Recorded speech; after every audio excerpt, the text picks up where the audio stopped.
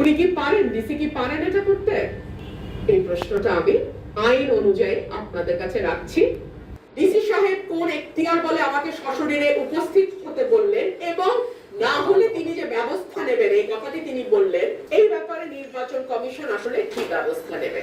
প্রশাসন যদি 18 সালের মতো কাজ করে, এই নির্বাচন সুষ্ঠু হবার কোনো কারণ নাই। ব্রাহ্মণবাড়িয়া ২, সরাইল, আশুগঞ্জ ও বিজয়নগরের ২ ইউনিয়নের স্বতন্ত্র প্রার্থী ব্যারিস্টার রুমিন ফারহানার বিরুদ্ধে নির্বাচনী আচরণবিধি লঙ্ঘনের অভিযোগের পর এবার উল্টো প্রশাসনের বিরুদ্ধে পক্ষপাতিত্বের অভিযোগ এনেছেন তিনি। সাংবাদিকদেরকে রুমিন ফারহানা বলেন, আমি কাউকে বৃদ্ধাঙ্গুলি দেখাইনি। আশুগঞ্জ বিএনপির সাধারণ সম্পাদকের দেখানো বৃদ্ধাঙ্গুলির কথা বলতে গিয়ে আমি এরকম দেখিয়েছি। আমার এক অপরাধীর বিরুদ্ধে যদি হয়ে থাকে ৩ বার সাজা দেওয়ার প্রক্রিয়া চলছে। আমি এমন প্রশাসনের অধীনে কিভাবে নির্বাচন করি যারা অলরেডি ভায়াসড?